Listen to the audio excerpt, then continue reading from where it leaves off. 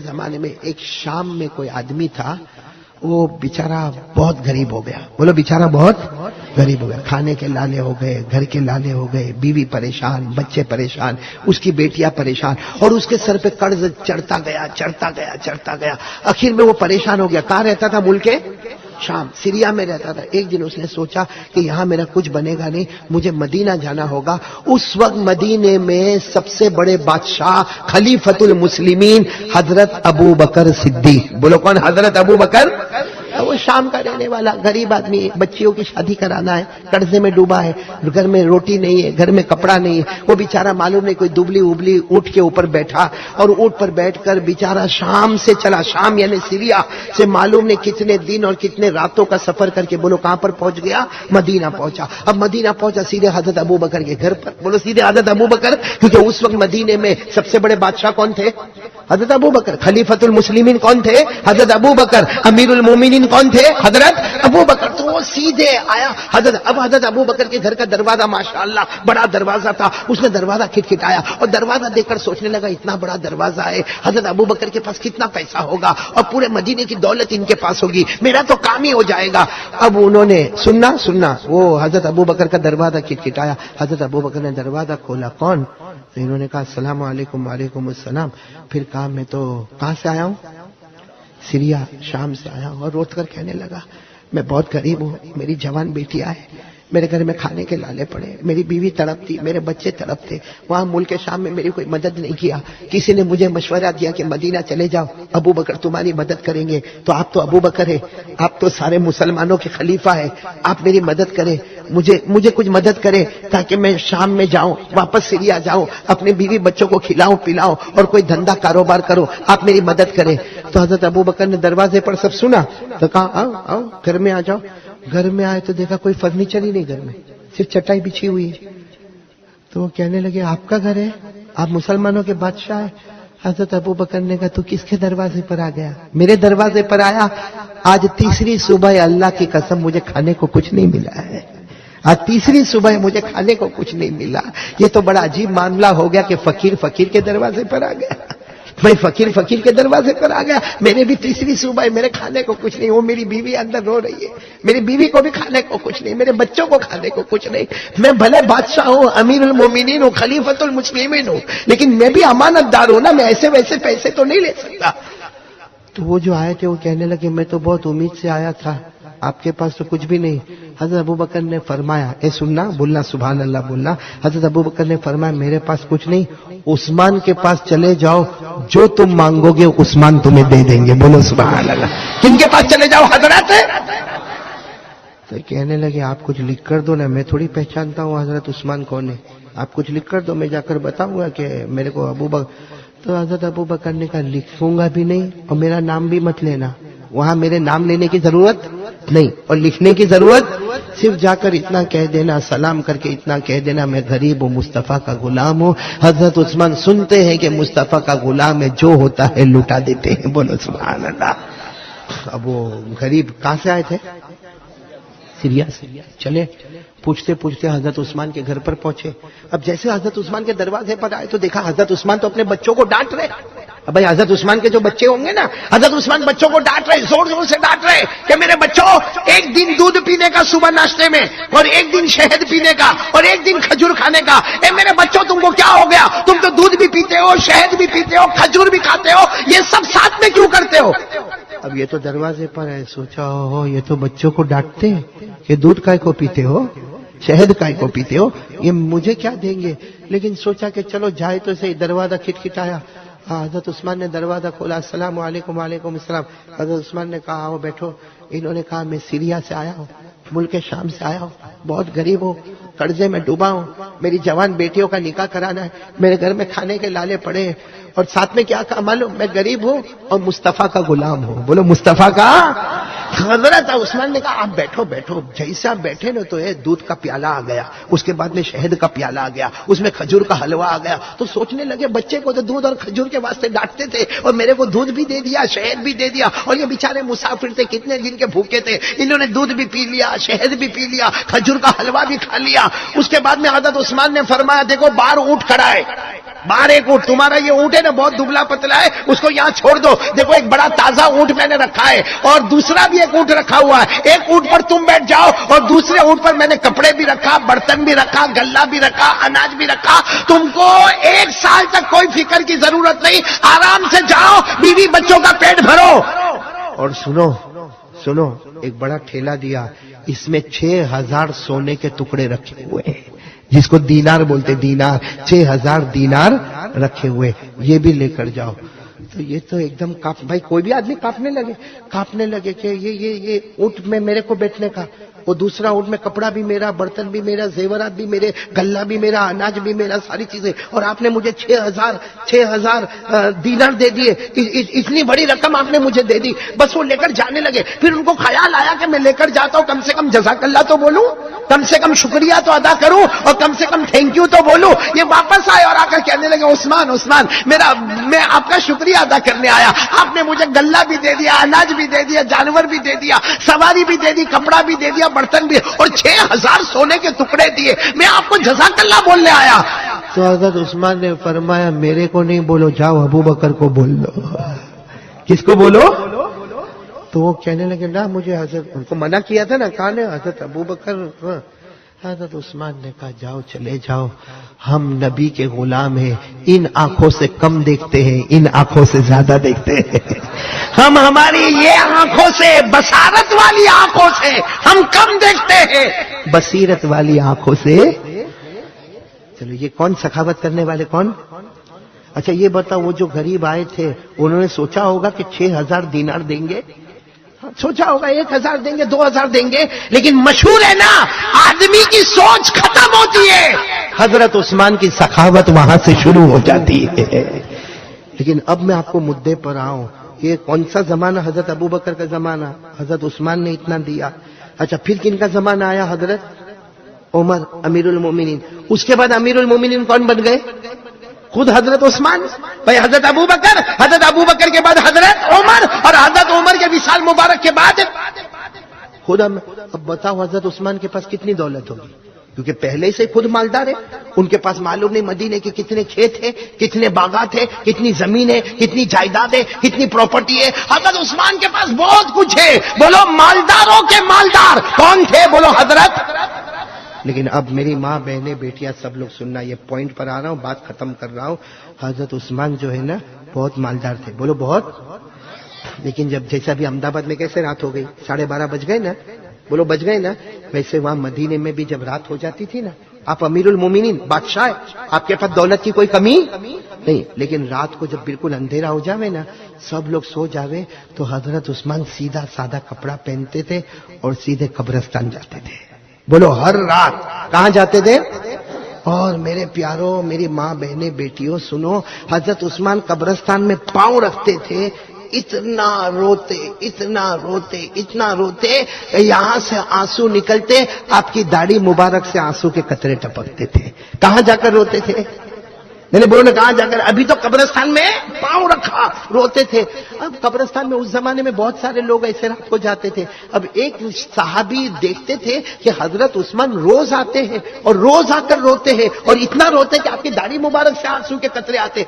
तो एक सहाबी ने एक दिन पूछा, अमीरुल मोमिनीन, भाई हजरत उस्मान तो अमीरुल मोमिनीन थे, कहा आप इतना कब्रिस्तान में क्यों रोते हो? आपके सामने जन्नत का जिक्र आता है, आप नहीं रोते? आपके सामने जहन्नम का जिक्र आता, आप नहीं रोते? आप इतना क्यों रोते हो? हजरत उस्मान, ए अहमदाबाद वालों सुनो, हजरत उस्मान ने जोर से चीख मारी और कहा, मैंने मेरे नबी को कहते हुए सुना है, ये कब्रिस्तान और ये कब्र, ये आखिरत की मंजिलों में पहली मंजिल है। बोलो आखिरत की मंजिलों में। और हजरत उस्मान कहते हैं, मेरे नबी ने फरमाया, जो ये मंजिल में बच गया वो हर मंजिल में, और जो ये मंजिल में पकड़ा गया ना, तो यहाँ का अज़ाब बहुत खतरनाक है। जो ये मंजिल में पकड़ा गया हर मंजिल में पकड़ाता जाएगा। तो मेरे प्यारो, ये हदीस आपने सुनी? حضرت عثمان نے کیا فرمایا؟ قبر آخرت کی منزلوں میں پوری حدیث پاک لکھی، کان اذا وقف على قبر بكى حتى تبل لحيته فقيل له تذكر الجنة والنار فلا تبكي وتبكي من هذا، فقال عثمان رضي الله تعالى عنه سمعت رسول الله صلى الله عليه وسلم يقول ان القبر اول منزل من منازل الاخرة فإن نجا منه فما بعده أيسر منه وإن لم ينجو منه فما بعده أشد منه۔ حضرت عثمان فرماتے قبر آخرت کی منزلوں میں بولو سب سے جو اس میں بچ گیا، آواز نہیں آ رہی، جو اس میں بچ گیا اور جو اس میں پکڑا گیا۔ بہت پیارا واقعہ، دل کو ہلا دینے والا واقعہ میرے دوستوں۔ مکہ مکرمہ میں جناب نبی کریم صلی اللہ علیہ وسلم، ساتھ میں کہہ دو صلی اللہ علیہ وسلم۔ میرے دوستوں مکہ مکرمہ میں ہمارے آقا محمد رسول اللہ صلی اللہ علیہ وسلم ایک گلی سے گزر رہے ہیں، اور گلی کے کنارے پر وہ ظالم بیٹھا ہوا جس کو ہم ابو جہل کہتے ہیں۔ گلی کے کنارے پر ابو جہل بیٹھا ہوا اور اس کے ساتھ اس کے دوست احباب بیٹھے ہوئے، اور شراب کا دورہ چل رہا، اور ہمارے آقا محمد رسول اللہ صلی اللہ علیہ وسلم وہاں سے گزر رہے۔ آپ کو معلوم ہے ہمارے نبی کی شان یہ تھی کہ آپ جب راستے سے گزرتے تھے آپ کی آنکھیں جھکی ہوئی ہوتی، آپ کی نگاہیں جھکی ہوئی ہوتی۔ ہمارے نبی صلی اللہ علیہ وسلم اس گلی سے گزر رہے، گلی کے کنارے ابو جہل بیٹھا ہے اور اس کے دوست احباب بیٹھے ہیں۔ بس میرے دوستو ابو جہل کی نظر پڑی کہ محمد رسول اللہ صلی اللہ علیہ وسلم گزر رہے، بس اس نے گالیاں بکنا شروع کی، بےہودہ باتیں کرنا شروع کی، اور بولتے بولتے اس نے کہنا شروع کیا، او انظروا الی محمد، ارے دیکھو دیکھو یہ محمد جا رہا، یہ کہتا کہ میرے اوپر قرآن اترتا ہے، یہ کہتا ہے کہ آسمان سے اللہ اس سے باتیں کرتے، یہ کہتا ہے کہ جبرائیل اس کے پاس آتے ہیں، ارے یہ تو ایک انسان ہے اور مکہ میں پیدا ہوا، مکہ میں پیدا ہونے والے کے اوپر قرآن کیوں اترنے لگا، اللہ کیوں باتیں کرنے لگا، اور آسمان سے فرشتہ کیوں اترنے لگا، یہ کہہ کر زور زور سے ہنسنے لگا۔ ابو جہل بھی ہنسے، اس کے دوست بھی ہنسے، لیکن قربان جاؤ ہمارے آقا محمد رسول اللہ صلی اللہ علیہ وسلم نے کوئی جواب، اس لیے کہ قرآن بھی یہی کہتا ہے کہ جاہل کچھ بولے تو جواب مت دے، بھئی جاہل کچھ بولے تو جواب۔ اللہ نے فرمایا وَإِذَا خَاطَبَهُمُ الْجَاهِلُونَ قَالُوا سَلَامًا، اللہ فرماتے اگر کوئی جاہل تیرے سامنے کچھ بولے سلام کر کے چلا جا، آگے جواب دینے کی ضرورت نہیں۔ وَإِذَا سَمِعُوا اللَّغْوَ أَعْرَضُوا عَنْهُ وَقَالُوا لَنَا أَعْمَالُنَا وَلَكُمْ أَعْمَالُكُمْ سَلَامٌ عَلَيْكُمْ لَا نَبْتَغِي الْجَاهِلِينَ۔ اللہ فرماتے بڑے نیک ہیں وہ لوگ جو جاہلوں کی باتوں میں نہیں آتے، صاف صاف کہہ دیتے تم پر سلام، تمہاری زندگی ہم ہماری زندگی۔ تو ہمارے آقا صلی اللہ علیہ وسلم بھی مکہ کی گلی سے کہو گزر رہے، کوئی جواب دیا؟ بھئی ساتھ میں کہو کوئی جواب دیا؟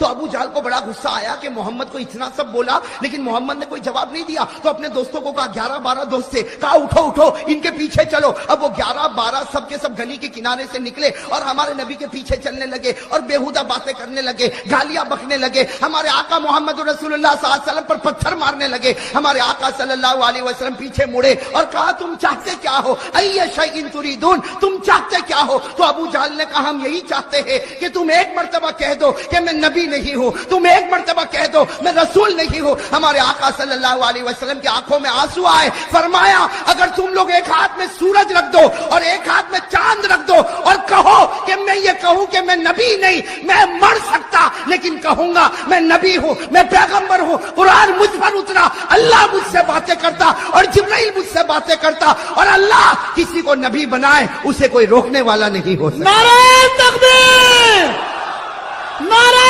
تکبیر، محمد کا دامن۔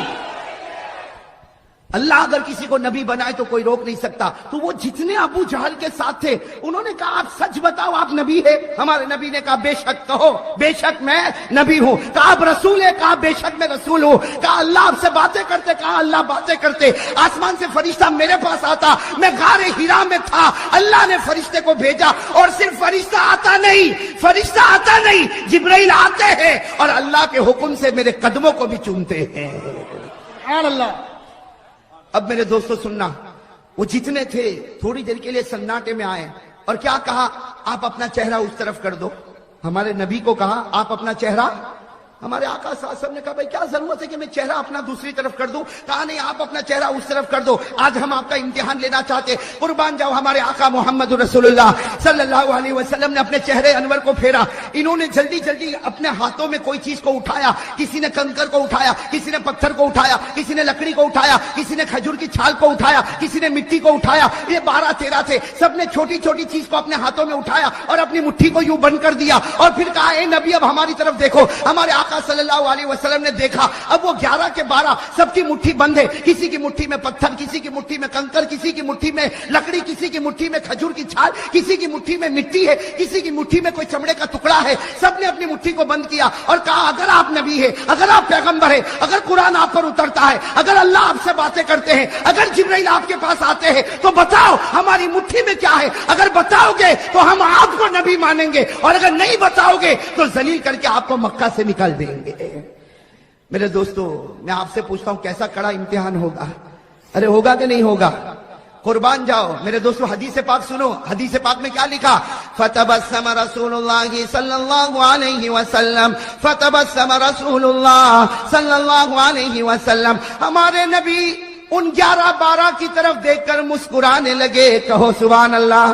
آپ تو مسکراتے تھے تو جنت بھی جوانی آ جاتی تھی۔ ہمارے آقا صلی اللہ علیہ وسلم نے 11-12 کو دیکھا اور مسکرا کر کہنے لگے جو نبی آسمان کی باتیں بتاتا ہو وہ یہ کیوں نہیں بتا سکتا کہ تیری مٹھی میں کیا ہے؟ سبحان اللہ۔ جو نبی آسمان کی باتیں بتاتا ہو، جو نبی جبرائیل سے باتیں لیتا ہو، جو نبی پروردگار سے باتیں کرتا ہو، وہ یہ کیوں نہیں بتا سکتا کہ تیری مٹھی میں کیا، تیری مٹھی میں کیا، تیری مٹھی میں کیا؟ ہمارے نبی نے مسکرا کر کہا کمال یہ نہیں کہ میں بتاؤں تمہاری مٹھی میں کیا ہے، کمال یہ ہوگا کہ تمہاری مٹھی میں جو چیز ہے وہ بتائے گی کہ میں کون ہوں۔ سبحان اللہ، سبحان اللہ۔ کمال یہ نہیں کہ میں بتاؤں تیری مٹھی میں کیا، اور عجیب بات ہے ہمارے نبی بتاتے بھی گئے۔ کہو سبحان اللہ۔ کہا کمال یہ نہیں کہ میں بتاؤں تیری مٹھی میں کیا، تیری مٹھی میں کنکر ہوگا، اس کی مٹھی میں حقیقت میں کنکر ہے، تیری مٹھی میں پتھر ہوگا، تیری مٹھی میں لکڑی کا ٹکڑا ہوگا، تیری مٹھی میں چمڑے کا ٹکڑا ہوگا، تیری مٹھی میں کھجور کی چھال ہوگی۔ کہا کمال یہ نہیں کہ میں بتاؤں تیری مٹھی میں کیا، تمہاری مٹھی خود بتائے گی کہ میں کون ہوں۔ ہمارے نبی نے اتنا فرمایا۔ کتنے تھے؟ 11-12 تھے نا، سب یوں کھڑے ہوئے تھے یوں، اور سب نے مٹھی کو ٹائٹ بند کیا ہوا تھا اور بالکل مضبوطی کے ساتھ بند کیا، لیکن ہمارے نبی نے فرمایا تیری مٹھی بتائے گی کہ میں کون ہوں۔ تو ہر ایک کی مٹھی کبھی ادھر حرکت کرے، وہ کہے آٹومیٹک ایسا کیسا ہوگا، پھر یوں کرے، پھر وہ مٹھی ادھر حرکت کرے، پھر وہ اپنی مٹھی کو صحیح کرے۔ ہمارے نبی نے کہا چھوڑ دے، اب تو وہ نبوت کی گواہی دینے والی ہے۔ سبحان اللہ۔ اب تو وہ نبوت کی گواہی دینے والی۔ میرے دوستو، ہمارے نبی نے صرف اتنا کہا، ہر مٹھی کے اندر سے آواز آئی۔ میرے احمد آباد کے بھائیوں، دل کھول کر وہ آواز بتاؤ جو آواز ہر مٹھی میں سے آئی ہے۔ کیا آواز آئی؟ اشہد ان لا الہ الا اللہ واشہد ان محمد رسول اللہ۔ ہر مٹھی نے کہا ہم گواہی دیتے کوئی معبود نہیں مگر اللہ اور یہ اللہ کا رسول ہے۔ اور ہر مٹھی سے آواز آئی جس نے محمد کا دامن پکڑا وہ جنتی بن گیا، جس نے محمد کا دامن چھوڑا وہ جہنمی بن گیا۔ میرے دوستو کتنے تھے؟ 11-12 تھے نا۔ جب سب کی مٹھی سے آواز آنے لگی تو سب نے کہا، سب نے، صرف ابو جہل نہیں، باقی جتنے تھے سب نے ایک آواز کہا کہ اگر بے جان کنکر، اگر بے جان پتھر، اگر بے جان لکڑی، اگر بے جان کھجور کی چھال، اگر بے جان چمڑے کا ٹکڑا یہ نبی کو پہچان سکتا، ہم جان والے کیوں نہیں پہچان سکتے؟ 12 کے 12 نے ایمان قبول کر لیا۔ نعرہ تکبیر، نعرہ تکبیر، محمد کا دامن۔ لیکن ایک نے ایمان قبول نہیں کیا، کون؟ ابو جہل نے ایمان قبول نہیں کیا۔ تو ہمارے آقا محمد رسول اللہ صلی اللہ علیہ وسلم کی آنکھوں میں آنسو آ گئے۔ کہا اللہ، اے اللہ، سب نے قبول کر لیا لیکن یہ مکے کا چودھری، یہ مکے کا رئیس، یہ مکے کا چودھری، یہ مکے کا رئیس، یہ مکے کا سرپنچ، یہ مکے کا بڑا، اس نے ایمان قبول نہیں کیا، اللہ باقی سب نے ایمان قبول کر لیا۔ اللہ تبارک و تعالیٰ نے فرمایا جس کو میں ہدایت دوں اس کو ہدایت ملتی۔ میں نہیں چاہتا کہ مکے کا سردار ایمان قبول کرے، میں تو چاہتا حبشے کا کالا کلوٹا بلال ایمان قبول کر لے۔ سبحان اللہ۔ اور ابو جہل کیا بولنے لگا؟ یہ تو جادو ہے۔ کہا یہ تو جادو ہے۔ ابو جہل نے اتنا کہا یہ جادو ہے، اللہ تعالیٰ نے فوراً آیت کریمہ اتاری جس سے ابو جہل کے چہرے پر ایک تماچا پڑا۔ اس نے کہا جادو ہے، اور حضرت جبرائیل آئے اور کہا ابو جہل کو کہہ دو وَإِن يَرَوْا آيَةً يُعْرِضُوا وَيَقُولُوا سِحْرٌ مُسْتَمِرٌّ وَكَذَّبُوا وَاتَّبَعُوا أَهْوَاءَهُمْ وَكُلُّ أَمْرٍ مستقر۔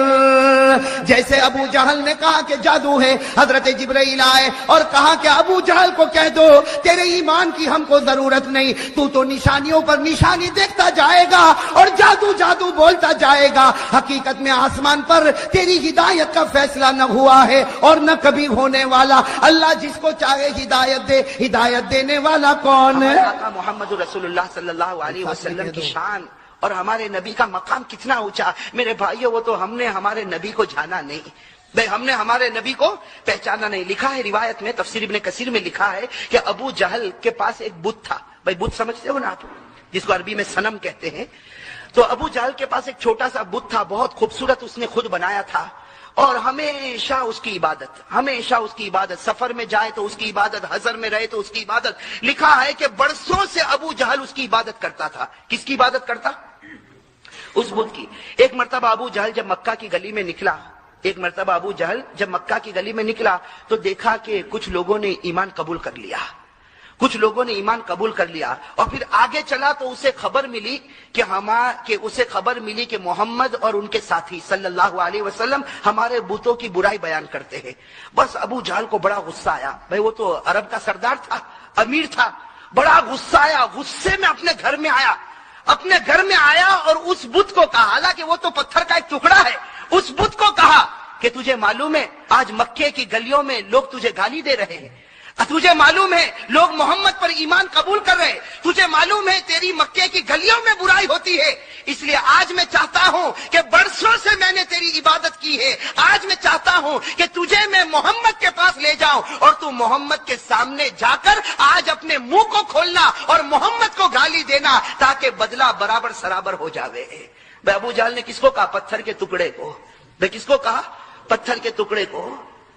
میرا عزیز دوستو، اب غصہ، پاگل پنا، دیوانہ اب لیا بت کو اور سیدھے ہمارے نبی کے پاس پہنچا۔ لکھا ہے کہ ہمارے آقا محمد رسول اللہ صلی اللہ علیہ وسلم اپنے گھر میں تشریف فرما، یہ بڑے غصے کے اندر آتا۔ ہمارے نبی پوچھتے ہیں کہ ابو جہل کو پوچھتے ہیں کہ کیا معاملہ، اتنا غصہ کس بات کا؟ ہمارے نبی پوچھتے ہیں کہ اتنا غصہ کس بات کا؟ تو ابو جہل نے کیا جواب دیا؟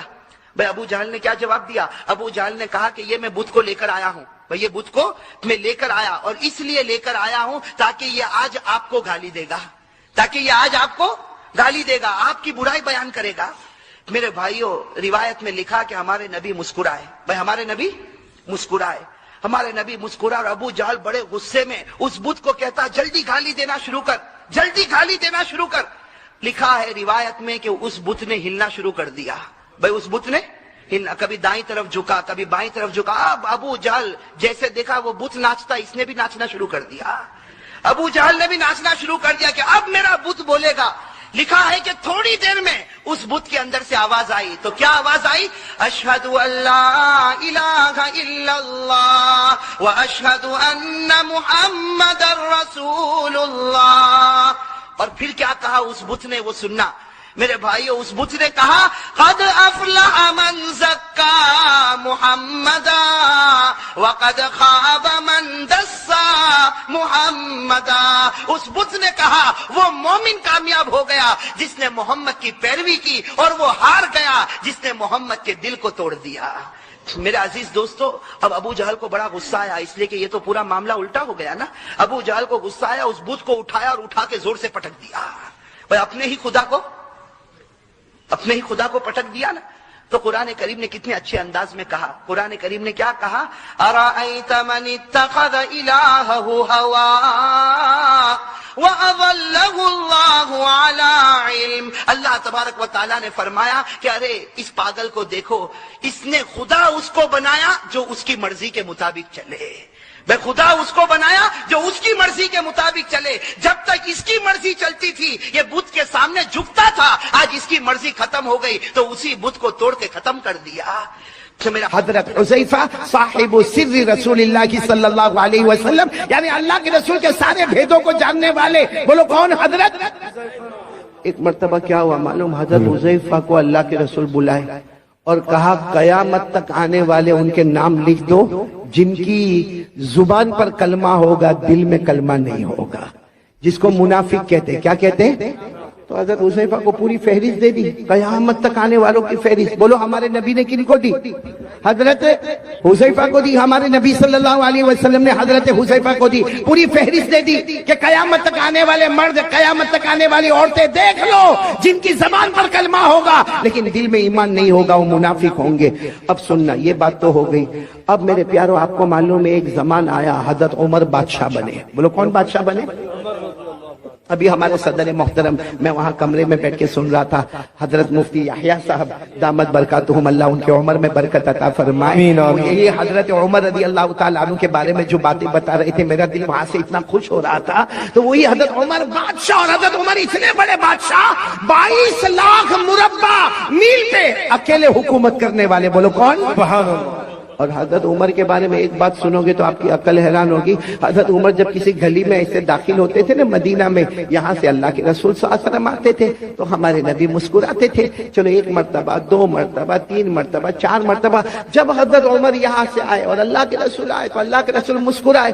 ایک دن حضرت عمر نے پوچھا اللہ کے رسول میرے کو سمجھ میں نہیں آتا، میں جب بھی گلی میں داخل ہوتا ہوں، آپ بھی گلی میں داخل ہوتے، آپ مجھے دیکھ کر مسکراتے کیوں ہے؟ ما یضحکک یا رسول اللہ. اللہ رسول ہنسنے کی اور مسکرانے کی وجہ کیا؟ ہمارے نبی نے مسکراتے ہوئے فرمایا عمر ہنسوں نہ تو کیا کرو، تو جس گلی میں قدم رکھتا ہے شیطان وہاں سے بھاگ جاتا ہے. سبحان اللہ، سبحان اللہ. تو جس گلی میں قدم رکھتا ہے، بولو شیطان وہاں سے بھاگ جاتا ہے. اور ہم جس گلی میں قدم رکھتے ہیں شیطان آ جاتا ہے. My brother how are you.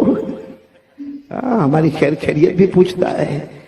تو اب سننا، حضرت عمر بادشاہ بن گئے. بولو امیر المومنین. کون؟ حضرت عمر. اچھا، مدینہ پاک میں کسی کا سننے جیسی بات ہے، ایمان کتنا ضروری ہے. مدینہ پاک میں کسی کا انتقال ہوا. بولو مدینہ پاک میں کسی کا انتقال ہوا، اور وہاں قاعدہ تھا کہ جب انتقال ہو جائے، بالکل جنازہ تیار ہو جائے تو اعلان کرنے والا اعلان کرتا امیر المومنین عمر رضی اللہ تعالیٰ عنہ تشریف لائیے اور آ کے جنازے کی نماز پڑھائیے. اب وہ جنازہ تیار ہو گیا، اعلان ہوا کہ امیر المومنین آپ اپنے کمرے میں ہیں، جنازہ تیار ہے، صفیں لگ گئی ہے، آپ آئیے اور جنازے کی نماز پڑھائیے. حضرت عمر رضی اللہ تعالیٰ عنہ اپنی چادر کو سمیٹ کر اپنے کمرے سے نکلے، نماز پڑھانے کے لیے نکلے.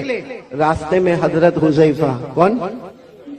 حذیفہ دھیرے سے کہتے ہیں امیر المومنین، امیر المومنین ادھر آؤ نا، ادھر آؤ. حضرت عمر گئے وہاں پر، کیا ہوا؟ کہا مت جنازے کی نماز پڑھاؤ، یہ مومن نہیں ہے، منافق ہے. یہ جو جنازہ ہے، بولو مومن. اس کی زبان پر کلمہ تھا، دل میں کلمہ. میرے پاس جو لسٹ ہے نا اس لسٹ میں ان کا بھی نام ہے. آپ جنازے کی نماز مت پڑھائیے، آپ چلے جائیے. حضرت عمر وہاں سے دوسری جگہ چلے گئے اور اعلان کر دیا صلو علی صاحبکم. ارے کوئی نماز پڑھا دو بھائی، کوئی جنازے کی نماز پڑھا دو، میں جا رہا ہوں، کوئی جنازے کی نماز پڑھا دو. یہ کہہ کر حضرت عمر دوسری گلی میں گئے، کسی نے جنازے کی نماز پڑھائی. خیر وہ جنازہ اٹھا، بولو وہ جنازہ اٹھا اور لوگ جانے لگے. جب حضرت حذیفہ جانے لگے تو حضرت عمر وہ گلی میں کھڑے تھے، وہاں سے کہتے حذیفہ ادھر آؤ. حضرت حذیفہ آئے، کہا کیا ہوا امیر المومنین؟ حضرت حذیفہ کہتے میرے اللہ کی قسم حضرت عمر کی داڑھی مبارک پر آنسو تھے، یعنی اتنی دیر میں اتنا روئے تھے کہ داڑھی مبارک بھیگ گئی تھی. حضرت حذیفہ نے کہا کیا ہوا؟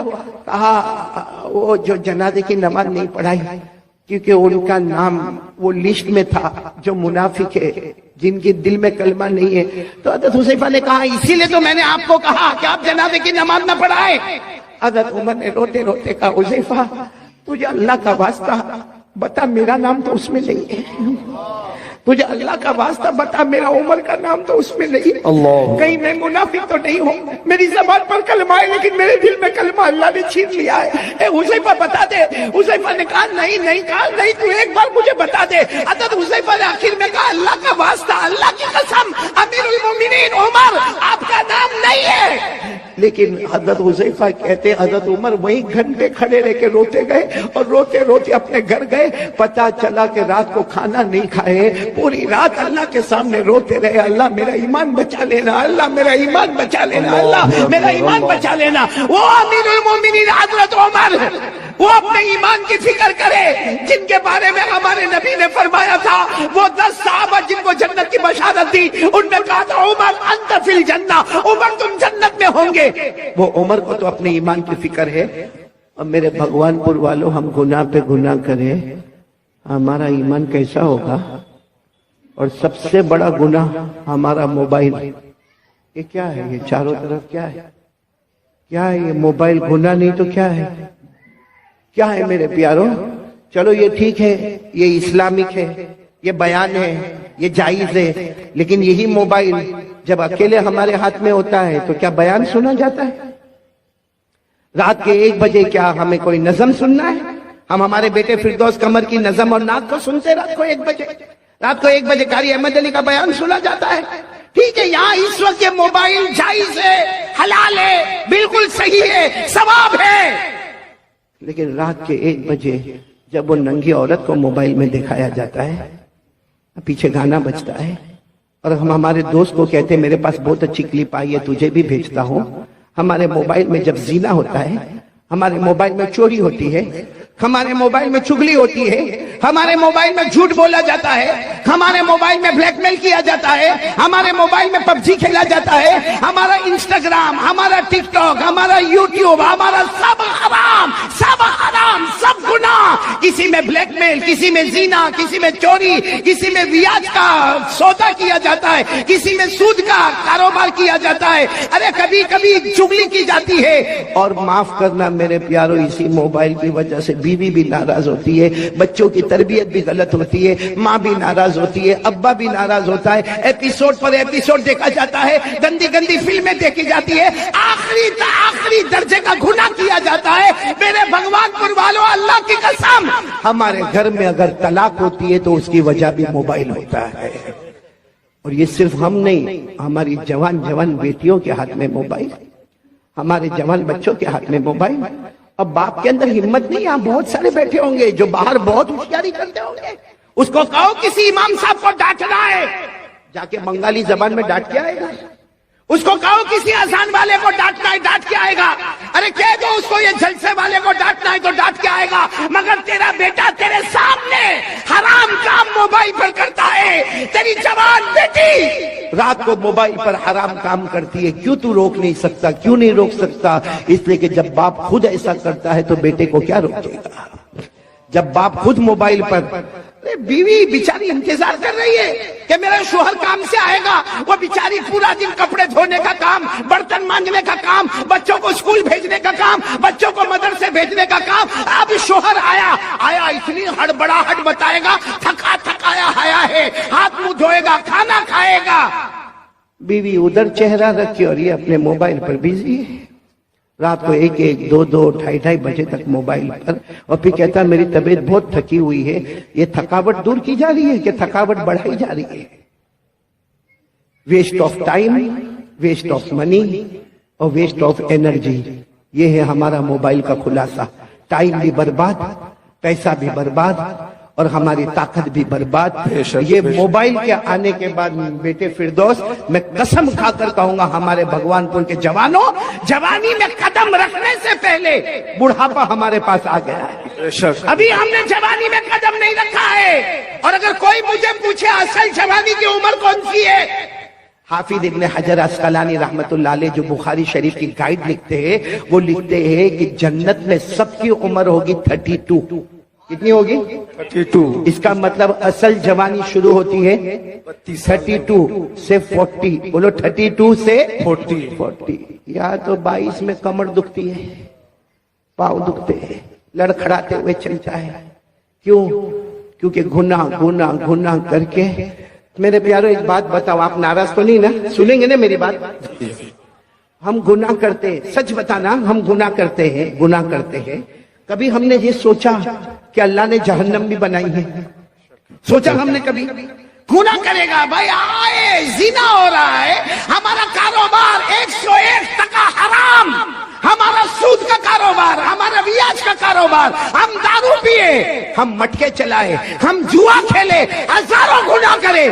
اللہ کو حاضر ناظر رکھ کر بولنا خراب نہیں ماننا. ہم نے کبھی جہنم کے بارے میں سوچا؟ جی نہیں. بولو سوچا. کبھی یہ سوچا کہ اللہ میں یہ گناہ کرنے جا رہا ہوں, اللہ میں یہ کاروبار کروں گا, لیکن اللہ اس میں بیاج ہے, اللہ اس میں سود ہے, اللہ اس میں ربا ہے, اللہ اس میں بہت بڑا گناہ ہے, سود ہے, سودی کاروبار ہے, اللہ جہنم میں کیا ہوگا؟ کبھی نہیں سوچا.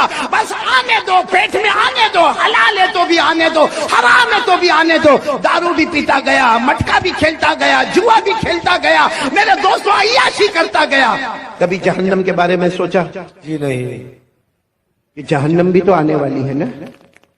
میں اس وقت جو حالات ہیں نا, اس لیے جنت پہ بات نہیں کر رہا ہوں, بہت پتے کی بات کہہ رہا ہوں. آپ سب نے بادشاہ کا نام سنا ہوگا, یہ میں بتا رہا ہوں کہ ہم نے کبھی جہنم کے بارے میں سوچا نہیں. ایک بہت بڑے بادشاہ گزرے ہیں, حضرت ہارون رشید. ساتھ میں بولو کون؟ حضرت ہارون رشید. ان کی بیوی کا نام زبیدہ. دونوں میں بہت محبت, بولو دونوں میں.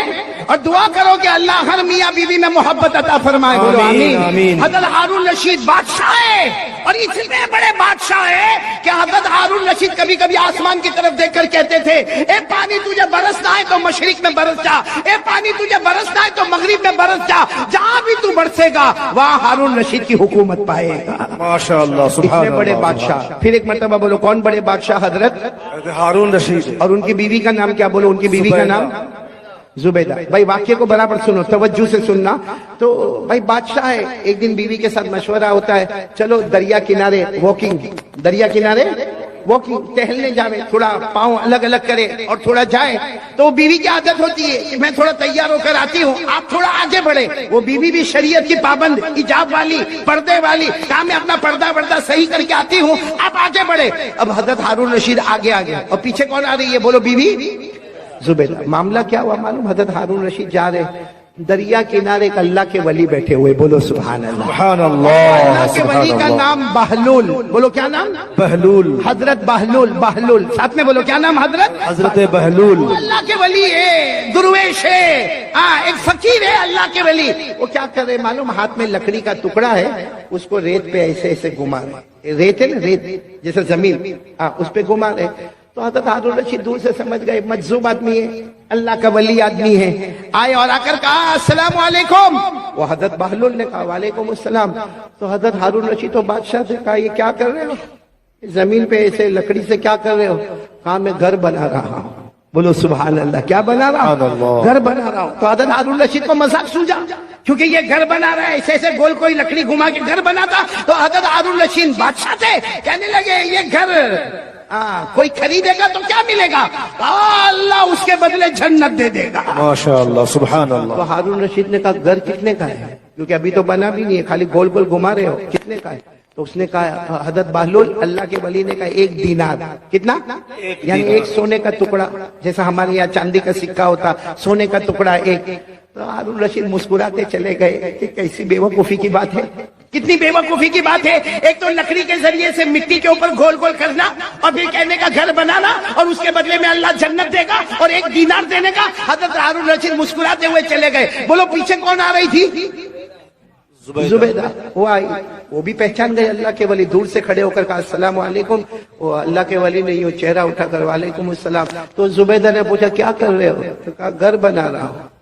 کہا یہ گھر بنا رہے ہو؟ کہا اس کے بدلے کیا ملے گا؟ کہا جو لے لے گا اس کو جنت ملے گی. تو بیوی زبیدہ نے پوچھا کتنے کا؟ کہا 1 دینار. زبیدہ نے 1 دینار دیا اور آگے چلی گئی.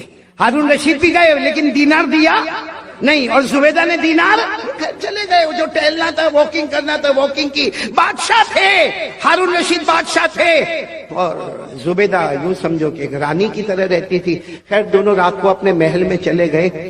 ہارون رشید نے رات کو خواب میں جنت دیکھا. بولو سبحان اللہ. سبحان اللہ. خواب نہیں اتنی بڑی جنت، یاقوت مرجان لولو موتی، اتنی زبردست جنت، اور اس پر لکھا تھا ہذہ الجنہ لزبیدہ، یہ جنت کس کی ہے؟ زبیدہ کی. زبیدہ کی ہے. تو ہارون رشید وہ جب خواب میں دیکھا نا تو جنت کی طرف دوڑے دروازے پر گئے، اور دروازے پر جا کر کہا جنت کا دروازہ کھولو.